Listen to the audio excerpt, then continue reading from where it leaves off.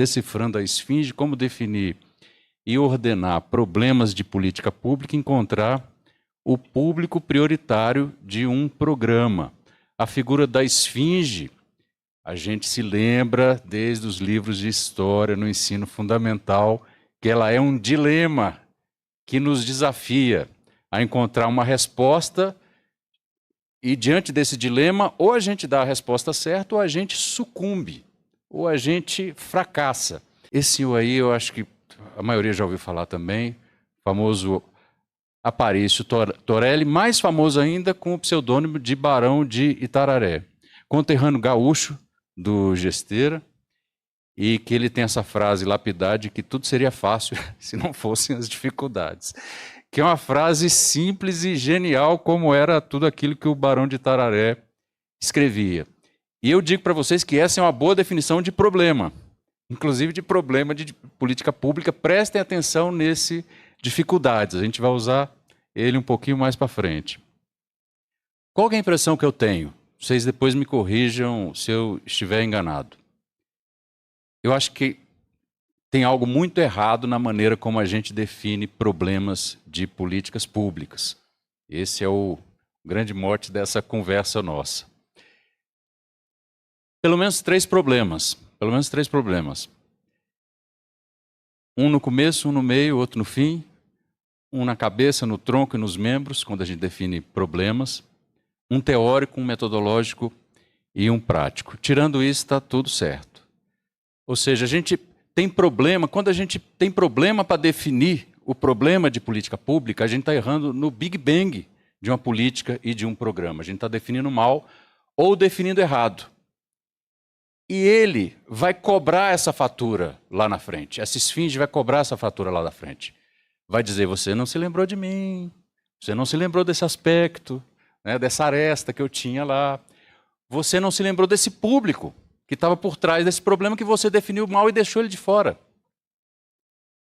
É um problema teórico na maneira como a gente encara o problema, como a gente entende a pergunta que o problema nos traz. O problema começa assim, como uma grande pergunta. E na sequência a gente tem um problema de como é que a gente operacionaliza a nossa concepção, que explica o problema e que tenta resolvê-lo por meio de uma solução. É essa a função de uma metodologia e das metodologias que a gente usa. E óbvio que isso vai ter problemas práticos, é essa fatura, é esse boleto que vai chegar todo final do mês para a gente pagar invariavelmente, e às vezes a gente não vai ter o recurso necessário para pagar essa fatura. Eu vou passar aqui para vocês uma lista de exemplos, então prestem atenção a estes exemplos clássicos. Peguei 2 exemplos, mas com uma lista de problemas, de 2 obras clássicas de definição de problema de política pública e de grandes aventuras no campo da política pública. E eu queria que vocês me dissessem depois e pensassem, pelo menos, essa é uma pergunta retórica, né? Mas, enfim, se a gente tiver um espaço, me digam ou pensem se isso parece mesmo problemas de políticas públicas ou não. Por exemplo, vou pegar aqui uma listinha básica que o John Kingdon, famoso, aquele famoso livro Agendas Alternativas e Políticas Públicas, clássico dos clássicos no campo de políticas públicas, em que ele cita como exemplos de problemas de políticas públicas que as políticas públicas deveriam mirar para encontrar soluções. Então ele cita ali ineficiências na regulação das companhias aéreas, custo do atendimento médico. Quem há de negar que esse não é um problema? Falta de transporte público adequado a pessoas com deficiências. Tá?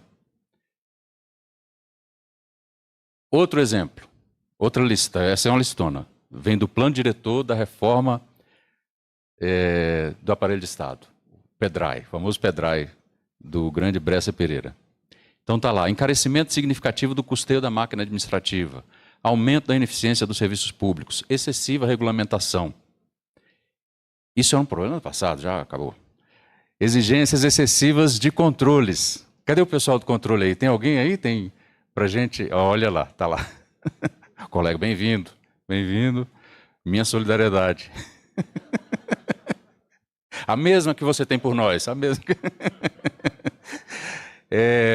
Deficiência dos sistemas de informação, inexistência de indicadores de desempenho, ausência de uma política de recursos humanos, crise fiscal. É uma bela de uma lista. Vocês, né, onde convir aí, a gente há de convir que é uma bela lista. A meu ver, parece que são problemas, só que não. Qual que é o problema deles? Presta atenção no que acontece quando a gente coloca esses problemas.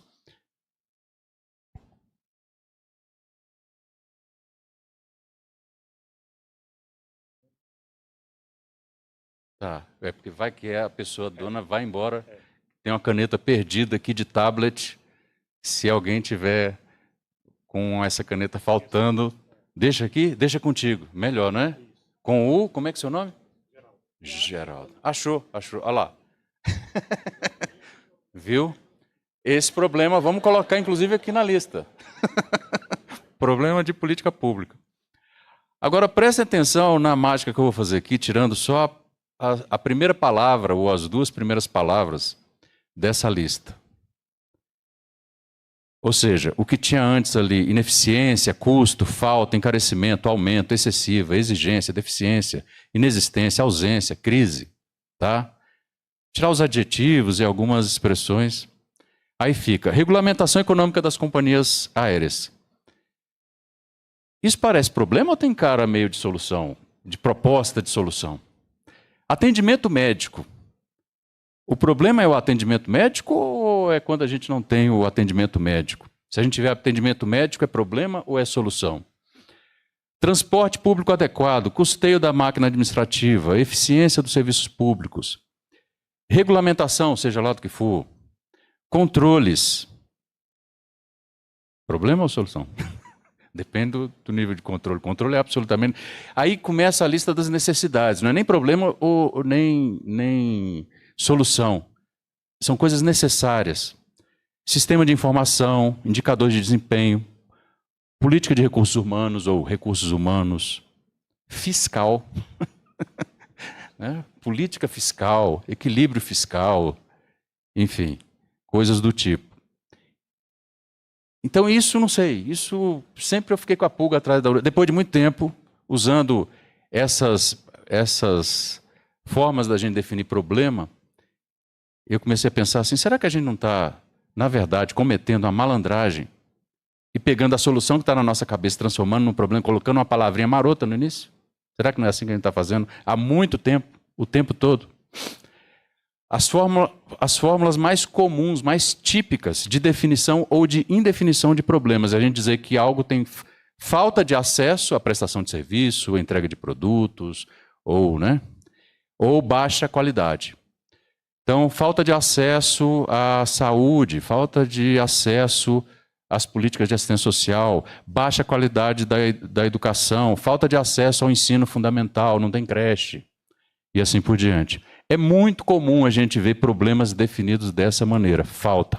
Hoje de manhã, inclusive, um colega lembrou da figura lendária do Carlos Matos, que é muito querido e ainda muito usado aqui na saúde, que é fundamental na teoria do planejamento estratégico e criador do planejamento estratégico situacional, em que ele, num determinado momento, falou com aquele sotaque chileno dele arrastado e com aquela tentativa de portunhol que ele tinha, ele dizendo: parem de criar problemas com a palavra falta. Não pode falar falta, não pode falar mais falta.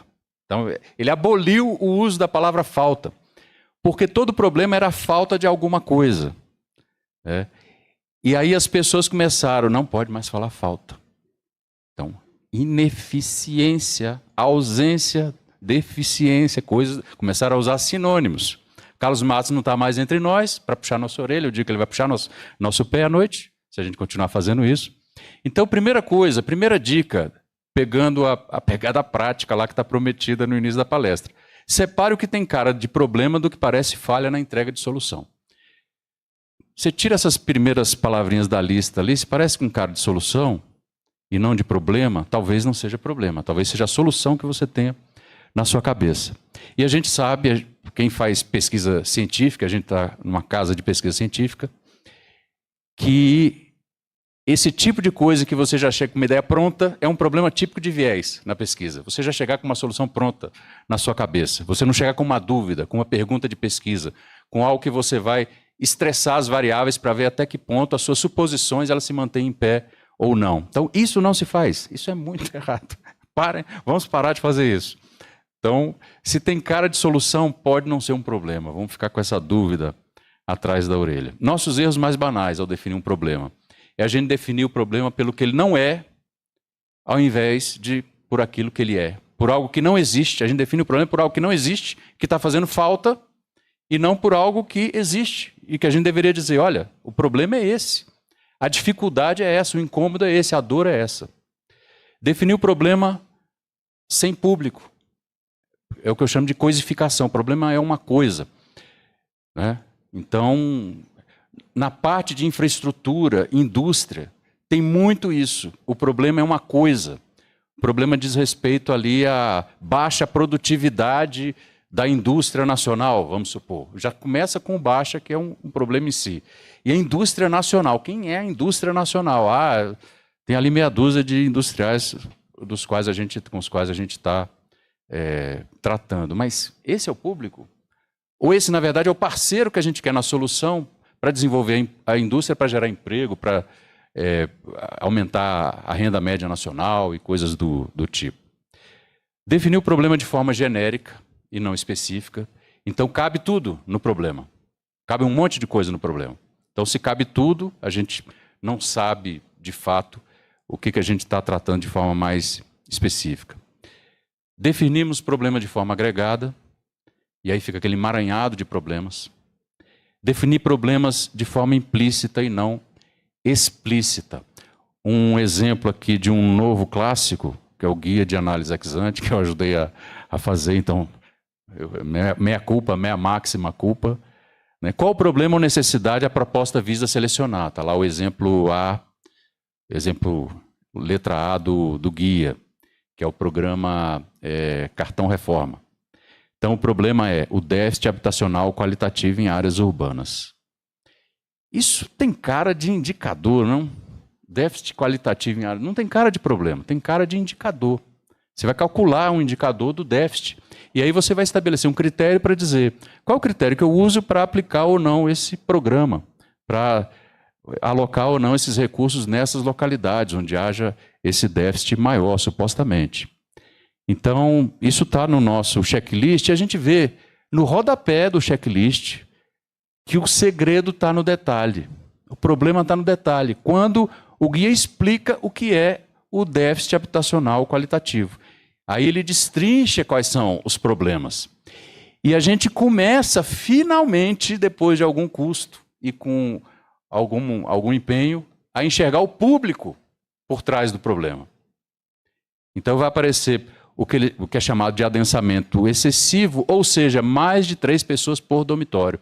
Comecei a enxergar o público. Se eu tenho uma casa em que mais de 3 pessoas precisam coabitar num mesmo dormitório, isso é um problema. E parece que é um problema público e acho que é um problema relevante para boa parte da população brasileira. Ausência de esgotamento sanitário. Tudo bem, ausência de esgotamento sanitário é a solução, mas como é que isso acontece na prática? Na prática, isso é que o escoamento dos dejetos de uma habitação, aquela foto ali é uma habitação, não parece, mas é. Né? Uma casa de taipa com as madeiras que a pessoa encontrou e, enfim, é uma habitação precária. Então tem um déficit ali, o que a gente vai chamar ali depois de déficit. Mas, enfim, se você tem uma forma de escoamento que se dá por fossa rudimentar, vala, diretamente no rio, no lago ou no mar, na rua, esgoto a céu aberto, a gente está diante de um problema. Então, aí sim, comecei a perceber o problema. Cobertura inadequada de zinco, de madeira aproveitada, de palha, de outro material, criatório de barbeiro ali, isso é um problema.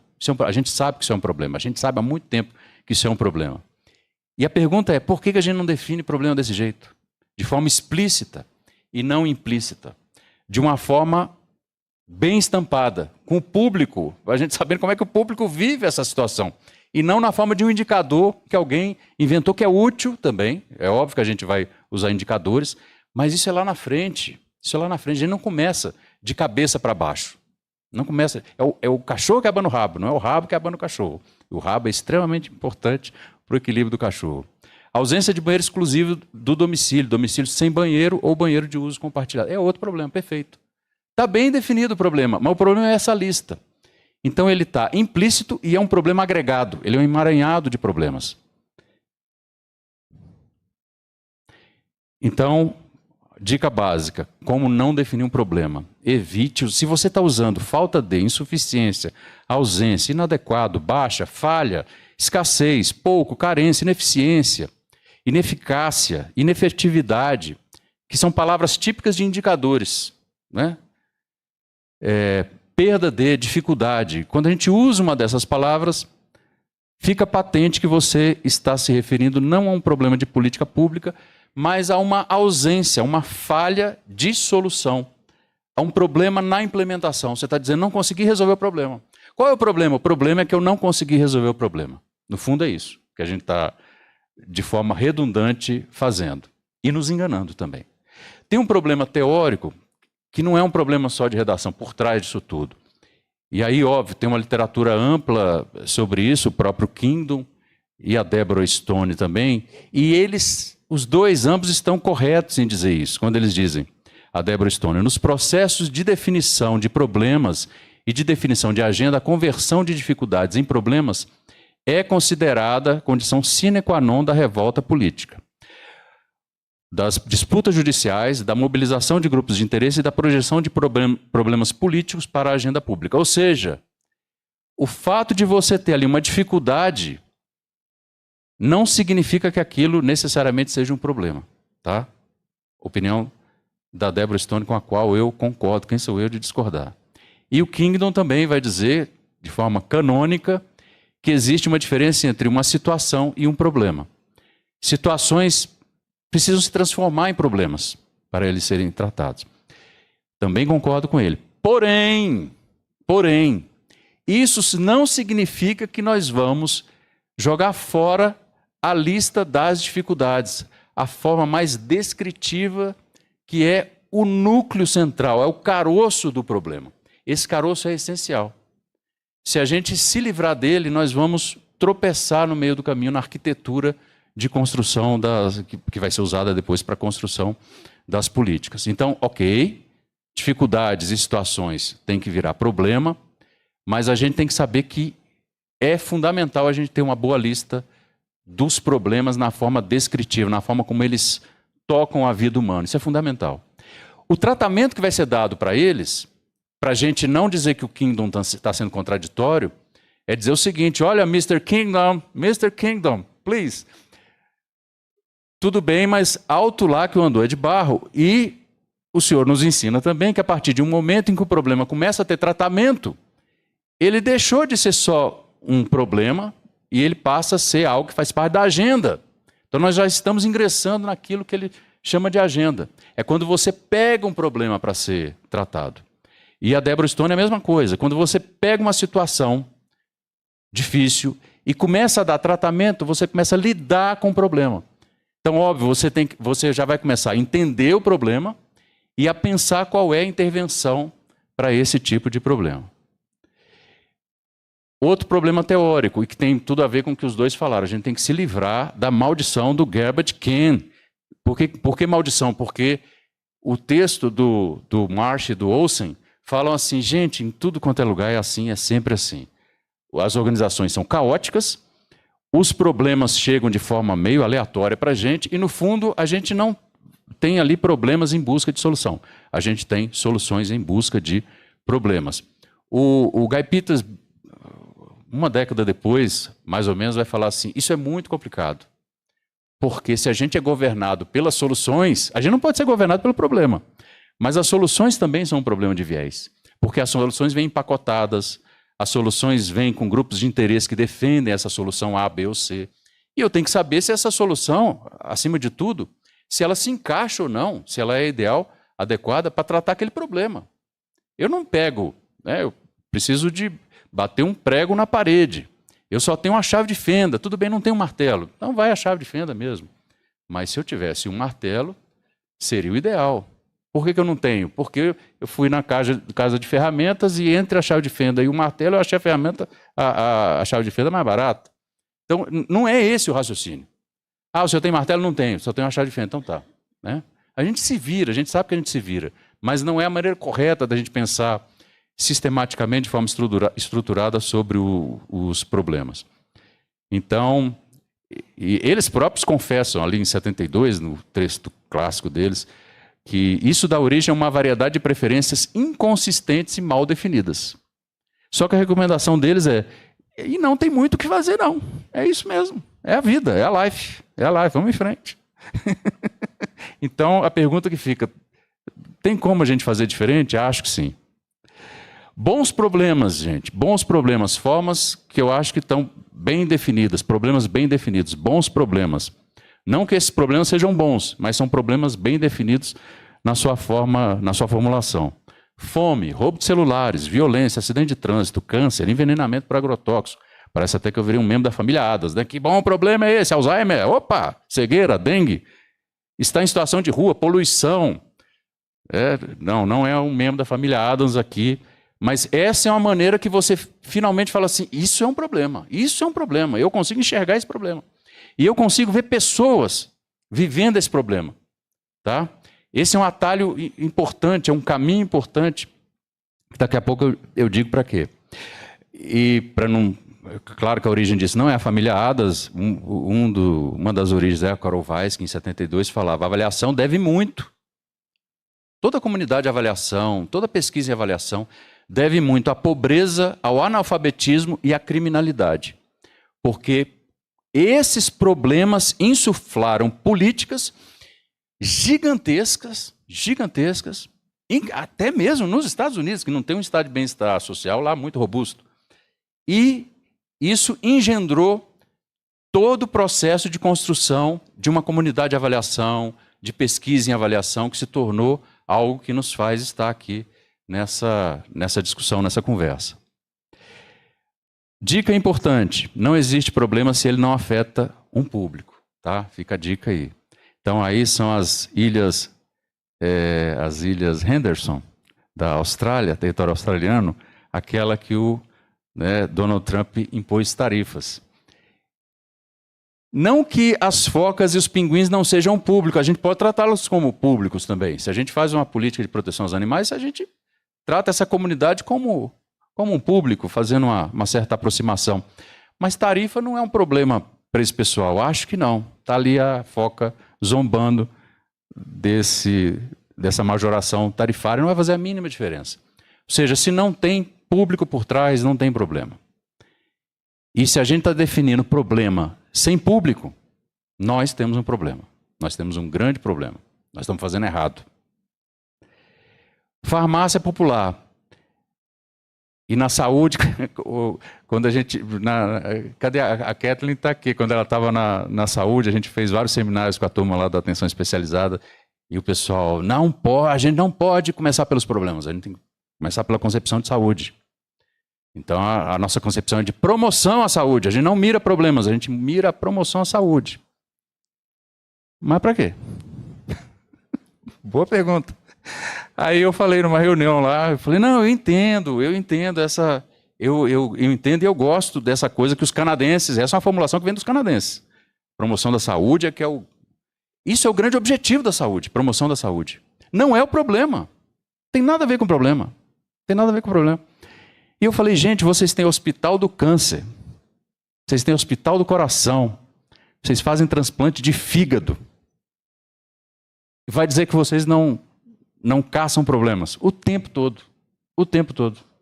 Pega o farmácia popular, tem aquilo que é chamado pelo programa institucionalmente de indicações. E está corretíssimo, é daí que surge o programa. Com base nessa lista de problemas de saúde pública, que o programa mira e busca dar tratamento, e busca remédios, literalmente entregar remédios. Então tem lá uma lista, hipertensão, diabetes, asma, osteoporose, dislipidemia, com colesterol alto, dislipidemia, rinite.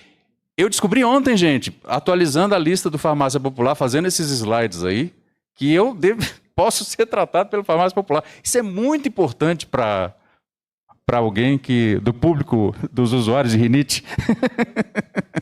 Doença de Parkinson, glaucoma, diabetes mellitus associado a doenças cardiovasculares e etc. Esses são os problemas. O programa é a intervenção. A expectativa de resultado que a gente quer é que haja a promoção da saúde, inclusive com a elevação da expectativa de vida. Excelente, fechou o circuito. Fechou o circuito. E se é verdade que essa intervenção é boa, é bem feita, se ela é efetiva, se esse programa for bem implementado, nós vamos ter uma redução dos níveis, dos índices, dos indicadores da presença de comorbidades como essas que estão aí. A pessoa vai ter que controlar a sua pressão, vai reduzir ali os seus níveis de glicemia, né? Vai tratar da sua... Isso vai dar uma sobrevida para aquela pessoa, vai dar uma qualidade de vida muito melhor, vai promover essa... Esse é o objetivo da intervenção. Isso não é a origem, isso não é o Big Bang, isso não é o início de tudo, tá? E a gente supõe que, claro, né, se a intervenção for válida, como eu falei, esses indicadores vão ter melhoras substanciais.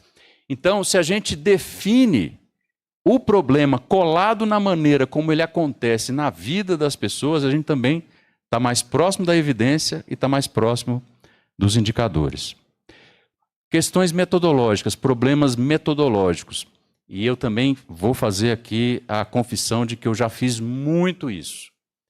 E aos poucos, com o aprendizado, com pessoas como você que está aqui com a gente, eu aprendi que isso tem uma série de dificuldades. E tem uma série de cacoetes que a gente precisa se livrar. Ou seja, a gente tem que parar de construir árvore explicativa de problema por meio de brainstorming. Brainstorming é um negócio super legal para você aferir percepções, para você levantar ideias novas, para design thinking é maravilhoso, mas brainstorming é igual a enquete, e enquete muito reduzida. Muito reduzida essa enquete, tá? Qual o problema disso? O problema disso é que a gente não coloca teoria na nossa árvore. E aí a gente fica batendo cabeça de que fulana acha que a causa do problema tal é essa e a consequência é essa. Mas Beltrana acha que não. Aí a gente começa a colocar setinha de um lado para o outro, fica aquele poste, né, com a companhia de telefonia, a companhia elétrica, 3 TVs a cabo, tudo mais, tudo emaranhado ali no meio. Isso dá muito problema. Acreditem nisso. Eu sei que vocês já viram isso acontecendo. Então você começou definindo mal o problema e depois você jogou ele num emaranhado de coisas com base em percepções que às vezes não estão bem informadas em relação à arquitetura dos problemas, a maneira como os problemas acontecem. Então, como é que a gente se livra disso? Primeiro passo, construa um repositório do conhecimento. É uma coisa banal, trivial, parece simples e é meio simples mesmo. Mas reúna as evidências e perceba as lacunas. Toda vez que a gente faz, pela ENAP sobretudo, algumas atividades com relação a alguns programas e fala assim, nós vamos fazer as oficinas, a gente precisa da ajuda de vocês para montar o repositório do conhecimento. Você percebe a lacuna ali, a falta... Estudo teórico, estudos de avaliação, não aparece. Você tem que mendigar, pedir, pelo amor de Deus, você não tem um estudo de um especialista sobre esse problema que a gente vai analisar. Isso é uma maneira de você perceber o grau de maturidade ou de imaturidade ou de, enfim, de falta de alguns passos que são necessários para se construir um programa e mais ainda uma política, porque isso deveria estar rastreado. Obviamente, a gente está tratando aqui o tema, a palavra evidência. Evidência não é só dado, né? Evidência é o dado tratado, é a interpretação do dado, é a avaliação feita sobre os dados. O dado é só um tijolinho na construção da evidência. E dados sem teoria por trás, sem fundamentação teórica e sem metodologia para testar se aquele dado, o que aquele dado diz, é um negócio para lá de complicado. Aquela história de que, vamos ver o que os dados falam. Gente, os dados não falam nada. Sinto informar, os dados não falam nada. Tá? A gente vai interpretar o dado conforme em suposições que vão ser testadas metodologicamente, e aí o dado vai dizer se aquela suposição faz ou não algum sentido, qual é o grau de confiança que a gente pode ter naquela conclusão. Então, informações sobre a institucionalidade do programa são importantes. Muitas vezes o problema está definido na institucionalidade. A gente não vai montar uma assembleia para dizer, vamos ver qual é o problema que nós vamos lidar. Não, gente, você não é o ministro. Você não é o Congresso que já definiu esse problema na lei. Você não é a arquitetura federativa brasileira de estados e municípios que já pactuou isso nos conselhos de políticas públicas. Então a gente precisa respeitar a institucionalidade, não é por um formalismo, não. Porque o edifício democrático brasileiro e a maneira federativa que a gente tem de fazer políticas depende disso. A gente parte da institucionalidade para extrair dali os problemas e até os objetivos das políticas. Se tiver faltando alguma coisa, a gente fala, está faltando alguma coisa. Ou está mal definido aquilo que a gente está vendo na institucionalidade do programa. Então vamos tentar avançar sobre isso? Ok. Estudos de teoria, relatórios de gestão, auditorias dos órgãos de controle, tá? Essencial. Os órgãos de controle, já faz tempo que eles não estão mais só nas auditorias de conformidade. Então eles estão se especializando e muito bem também em estudos de pólice. A gente fica meio enciumado, mas a gente precisa ter estofo também para enfrentar esse debate, para dizer por que assim e não assado? Por que eu escolhi esse caminho e não esse outro aqui? E eles trazem informações sistemáticas, estruturadas, eles muitas vezes fazem na auditoria a entrevista e a pesquisa que a gente não tem como fazer. A gente não fez. Eles vão fazer. A gente não se deu o trabalho de entrevistar um a um da nossa o controle interno, o controle externo, vão fazer isso. Como eu brinco, né? Façam o ex ante antes que o TCU o faça. Tá? Faça antes que o TCU o faça. Defina quando o seu ciclo de monitoramento e avaliação para dizer quando que vão ser as suas avaliações formativas e somativas, antes que o TCU o faça. Para quando o colega do TCU chegar e falar assim, primeira coisa, muito obrigado por estar aqui com a gente. Segundo, a gente tem esse ciclo aqui, então a gente só vai entregar o primeiro produto nesse tempo. O ciclo de vida da política ou do programa é esse. Então, a partir daqui, a gente vai fazer as primeiras avaliações somativas só para estabilizar o produto, tudo mais. Ok? Temos que aprender essa conversa, que essa conversa vale ouro. E nossos colegas e nossas colegas do Tribunal de Contas sabem, entendem isso, entendem essa linguagem. Eles estão muito mais especializados, às vezes, até do que muita gente que está espalhada pela gestão pública. Então, a gente precisa se atualizar também nisso. Pesquisas, dados de monitoramento. A gente fala muito de avaliação, mas a gente deveria sempre falar monitoramento e avaliação. É Dom Quixote e Sancho Panza, é Batman e Robin, é Piu-Piu e Frajola, gente. Tá? As coisas não funcionam desacompanhadas uma das outras aí. Então, gaste um tempo a mais na preparação e um tempo a menos com oficinas. Tá? Gaste um tempo a mais com preparação e um tempo a menos com oficina. Gaste um tempo a mais com entrevista e um tempo a menos com oficina. Gaste um tempo a mais fazendo repositório e tentando entender com entrevista. Vem cá, esse documento é o quê? Esse estudo vocês usaram ou não? Cadê aqui na legislação? E tudo. E menos com oficina. Não porque a oficina não seja importante, mas para a oficina se tornar mais resolutiva, mais objetiva do que normalmente é. Em que a gente muitas vezes fica gastando um bom tempo com coisas que não eram necessárias. Entenda as narrativas sobre o problema. A entrevista serve para isso. Entrevista os dirigentes, gestores, burocratas de nível de rua. Não é exatamente isso, mas é uma forma da gente fazer uma triangulação de métodos, com triangulação de fontes também, porque a gente começa a descobrir determinadas áreas cinzentas que a gente deveria ter um pouco mais de atenção. Então, encontre as fontes de escuta do público. O público, a gente está chamando de público de forma genérica, uma infinidade de pessoas que estão espalhadas e às vezes são difíceis de serem encontradas, da gente conseguir ouvir.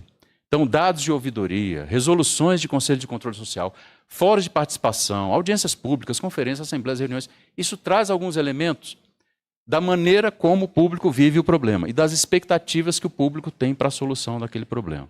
Fundamental a gente encontrar isso. Desafio crucial. Saiba fazer a sua pergunta quando você for construir a sua árvore explicativa de problema, o seu mapa de problemas.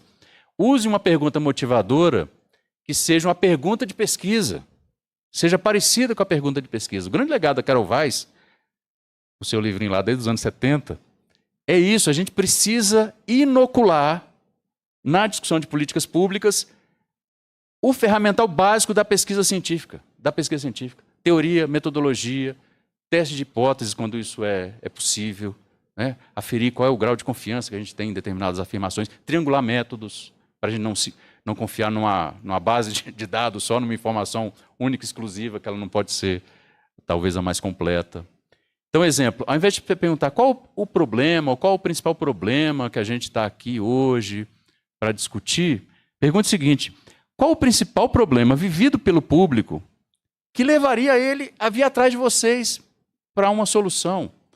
Ou que motivaria o público a tentar resolver esse problema buscando solução na prefeitura, no ministério, com esse programa que acabou de ser lançado, ou que vocês estão querendo lançar? É uma maneira diferente e o grande segredo é isso, ó, coloque o público dentro da pergunta. Porque se você não colocar, se a gente não colocar, o público vai ficar de fora. O TCU vai colocar. E o TCU vai colocar, tenho certeza. E a controladoria, o controle interno também vai colocar. Coloca o público na pergunta, senão ele vai desaparecer. Ele vai desaparecer do mapa. Então, e coloca o público como parte ativa. Entenda, né? O público é parte ativa e interessada na solução. Então, problemas e soluções têm sujeito e predicado, tem uma sintaxe. Quando a gente fala ali, por exemplo, o exemplo que a gente está tratando com o EJATEC, né? O Programa de Educação de Jovens e Adultos, integrada à educação profissional e técnica. Um exemplo de definição de problema. Pessoas em idade adulta que não completaram a educação básica e estão em situação de emprego ou desemprego, têm um problema. Esse é o problema. Olha aí, olha o público ali, olha ele aí, olha ele aí. O público, pessoas em idade adulta, tá, e que tem uma condição de perfil.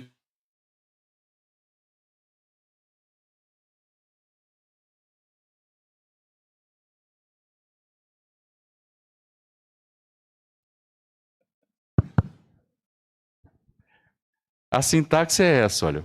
Você diz qual é o público, não desgrude do público, não desgrude do público, não deixe ele ir embora, tá?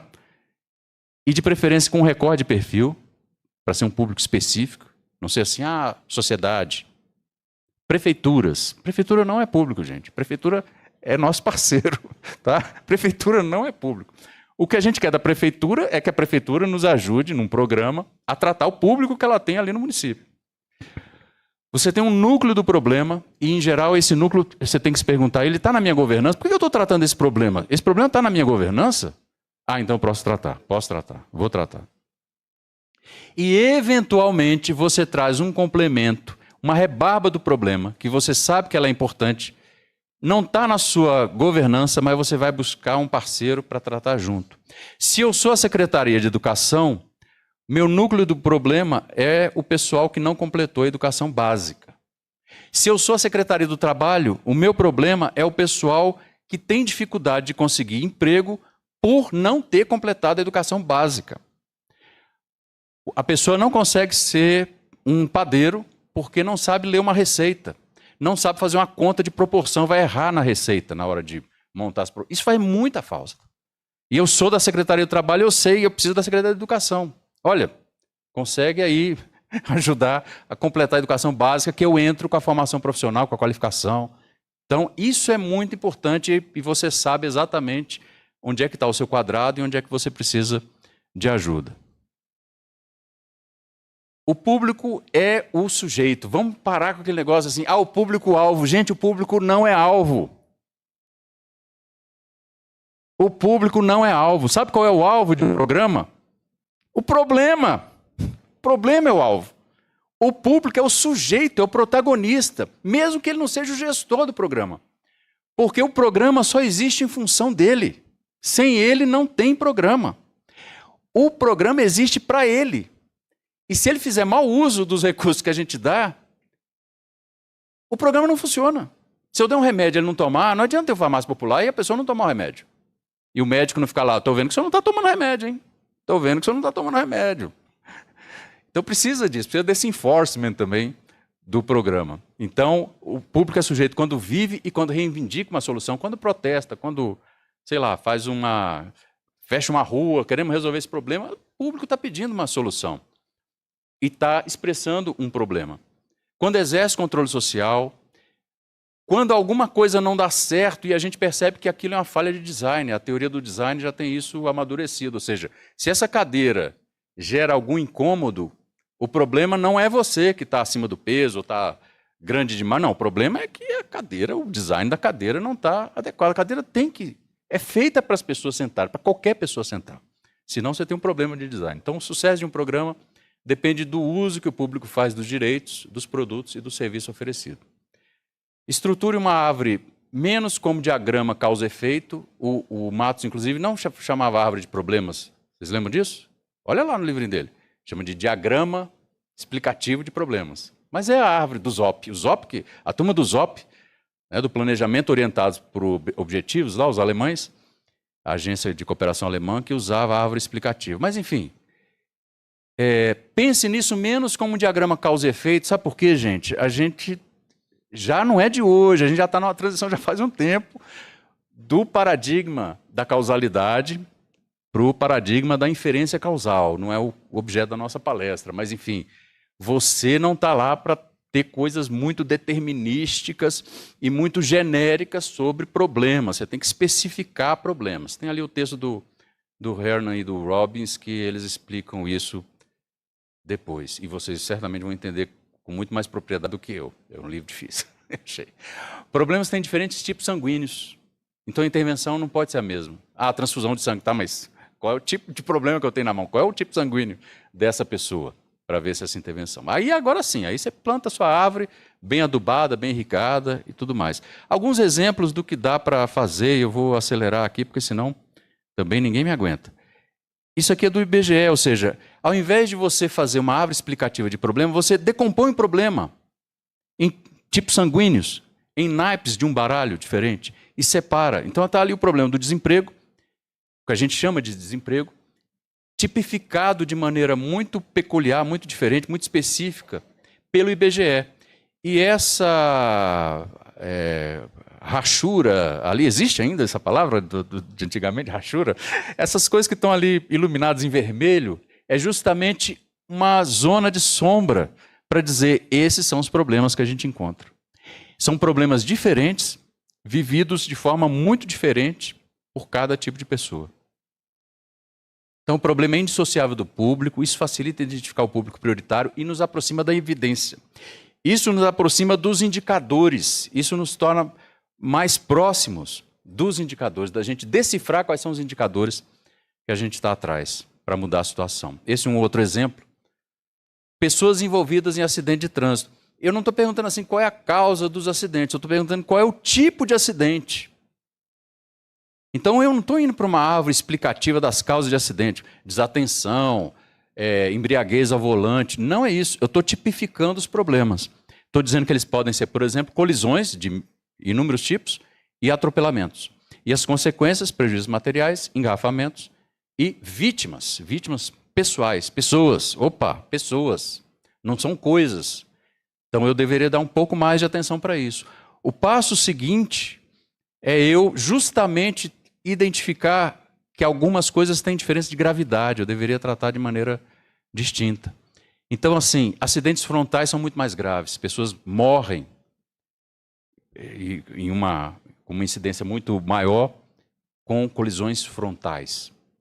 E atropelamentos, pedestre desprotegido e vem o carro, o caminhão, a moto, às vezes, atropela a pessoa. Então isso deveria me chamar a atenção. Não é o dado que vai me falar isso, gente. Não é o dado. São critérios de política pública que eu vou traçar, critérios de equidade, critérios de priorização do público, justamente priorizando aqueles acidentes que são mais graves e que causam mais sequelas fatais ou não fatais, né? Vítimas que vão ser fatais ou não fatais ali com sequelas, às vezes, muitas vezes, sequelas graves. Então, problemas são uma escolha estratégica. Aí sim você começa a tomar decisão sobre os problemas. Você precisa decidir sobre os problemas. Os problemas não vão aparecer sozinhos na sua frente. Você precisa respeitar o nível do problema, a presença do problema, entender a presença do problema, antes de tomar a decisão. Aí que você começa a tomar a decisão. Aí que você usa o princípio da alavanca, do Arquimedes, dê-me uma alavanca, um ponto de apoio, eu moverei o mundo. É isso. A gente precisa ser específico na nossa intervenção para saber qual é o resultado. E precisa saber a quem nós estamos mirando do ponto de vista do tratamento e do problema que ela tem, para ver se aquele problema vai diminuir. Nós diminuímos os atropelamentos, diminuímos as colisões frontais, soubemos os locais onde isso acontecia de forma mais agressiva.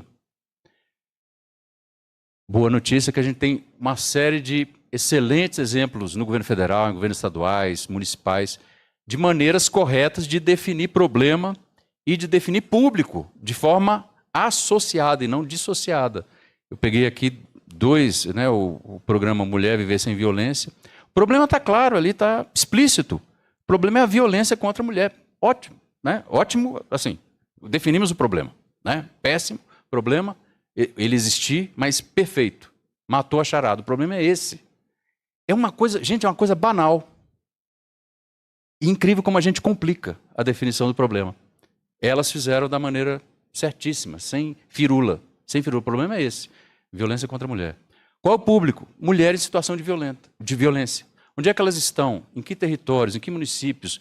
Em que bairros com maior incidência? Aí, os dados nos ajudam, porque, infelizmente, a desigualdade também ela é madrasta nessa hora. A desigualdade nos impõe tomar decisões baseadas em critérios de equidade que são sustentados por dados.